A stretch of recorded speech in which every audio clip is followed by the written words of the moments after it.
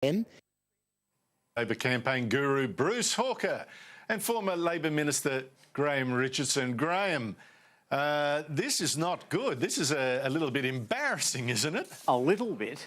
This is a debacle. I mean, but at least it shows you why they gave this job to Christopher Pyne, because he didn't have a job. Now at least he's in charge of submarines being built in Adelaide. He must have thought that was a terrific idea. It's not too flash now. I don't know how you deal with this. This leak is so thorough, it covers so much ground, that it seems to me there's not much point in building the bloody thing. The Chinese and the Russians have already built a prototype before we do. I tell you what, Bruce, maybe it's more proof that we should have gone with the Japanese bid. I mean, for a start, I would have thought that the Japanese are a little bit harder to leak against, that fewer people speaking or reading Japanese print. I don't know. Well, I don't know about that. I mean, look, there is an argument, and a strong argument, for building the subs in Australia. I mean, that, to put the French company to one side here, and that, of course, really comes down to jobs. That's the main reason why the government's prepared to pay such a premium on the production of these submarines and on other warships as well, because there are frigates to come and, you know, a whole raft, for want of a better word, of ships. That's probably all we'll end up with. A canoe, I think there's the phrase. Oh, look, you're very protective of the Labor line, but to pay 30% too much for these subs, that's ludicrous. But listen, the government, meanwhile, is still trying to figure out, I mean, problem this front, now another one. What is it going to do with this big new superannuation tax? Now, it promised no changes before the election, but is already offering angry backbenchers a compromise, raising the cap on lifetime non-concessional contributions. But today, Labor leader Bill Shorten said if the government wanted Labor's votes to get this through the Senate, and that's a big challenge, it would have to scrap the backdating of this cap to 2007. Here he is today. Retrospectivity undermines everyone's confidence in superannuation. Something's got to give here. You know, we've got to fix this. Graham, the Liberal backbenchers being offered one change to the policy, Labor demanding another. How is the government going to get this thing through? Well, first off, no one, I don't think, thought the politics of this through very carefully. Once you had this hopeless Senate elected, once you knew the difficulties that you faced, then I think you've got to sit down as a government and say, as much as we might hate this, as much as this might be anathema to all of us, the only way this stuff gets through now is with Labor. And if that's the case, we are going to have to sit down and negotiate a package with them. I think what Bill Shorten put up today may well not be what finishes up as a package, but I do think what Bill is signalling to the other side is, well, hang on, you know, I'm prepared to have a talk to you. Let's sit down and see what's possible. And Bruce, from the government's point of view, it's almost no other option, is there? Because they've got three options in getting this through the Senate. One, pick up Labor's deal. Two, go with the Greens, who want even something tougher, or try to cobble together something from that rabble, you know, Pauline Hanson, Nick Xenophon and a whole bunch of others. It's a Labor or bust, isn't it? Well, it could well be. I mean, you've got to remember also that the reason that we've got so many independents in the Senate, conservative independents like Pauline Hanson and co, is because there was such an adverse response amongst conservative voters to Turnbull's superannuation package. No one wanted it amongst conservative voters. We know that was coming back in very, very strong terms to the campaigners during the election. So, and for good reason too, because when they started talking about retrospectivity, people who were never going to be on, you know, really big packages, weren't going to be affected by this change, started thinking, well, maybe further down the line it will affect us. That happened to Labor in 2004, by the way, with its education policy. It was fine when they thought it was just applying to a small number of schools in the private sector. Then when it applied to Catholic schools and others, people started to get very upset and very nervous. That's what's happened here. And, you know, I think you're probably right. They're going to have to sit down and talk turkey with Labor or just abandon the whole idea.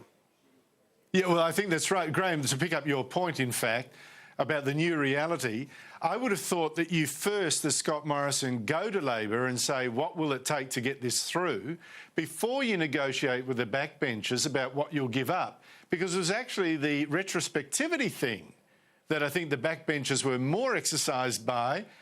And now, you know, they've been offered one concession. Labor's given them what they really want if this goes through. Why wouldn't the government first have gone to Labor?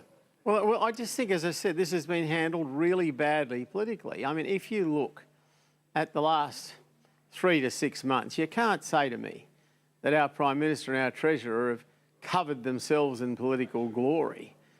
We both know what they've covered themselves with.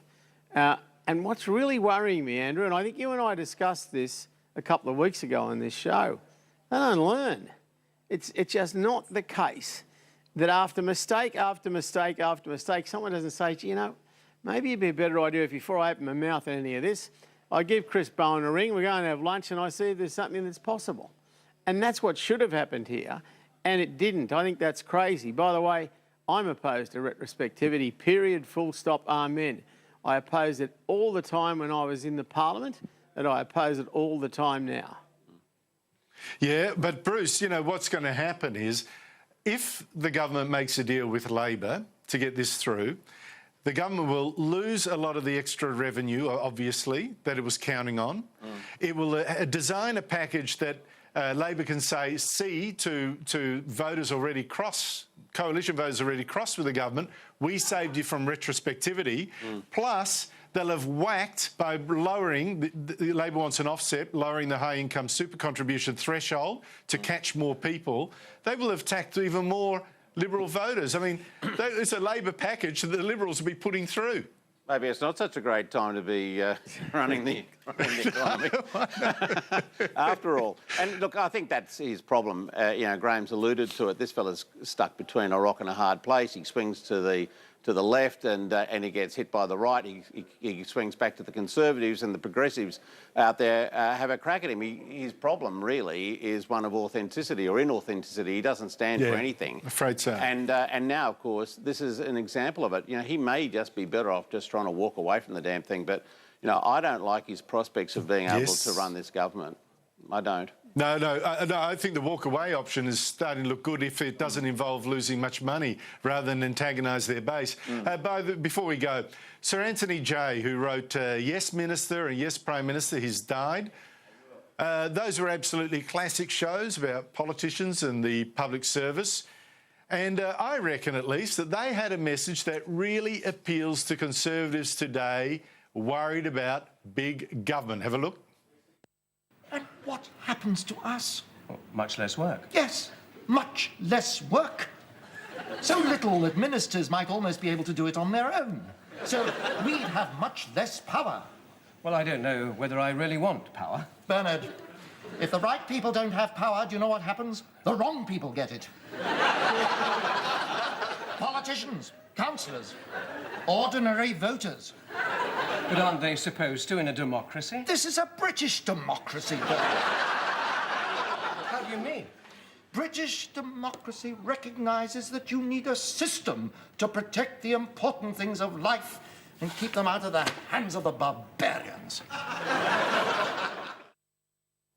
Guys, I took it so for granted that everyone knew who we're talking about that I forgot to intro it properly. That was Sir Humphrey Appleby, the top public servant, of course.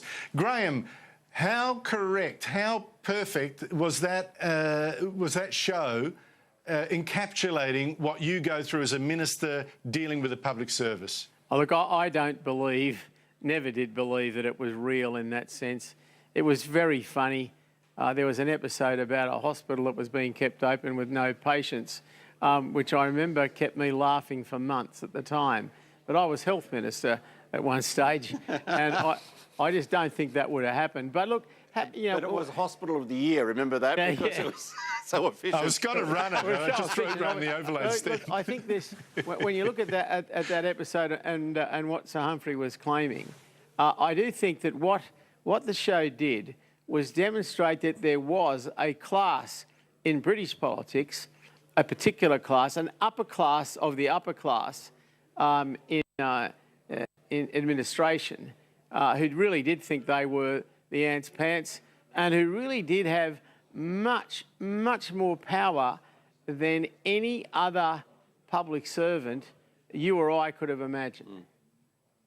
But isn't that not true now, Graham? Because you would have had been privy to some of these debates too. Think Treasury. How often is it said that Treasury beats around a minister into shape and foists on them policies that the last minister wouldn't have a bar of? And some are saying this superannuation policy, for example, might fit into that category. They have a perfect record.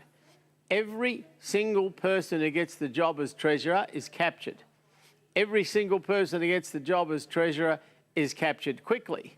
And every single person captured quickly then follows the Treasury line verbatim every single time.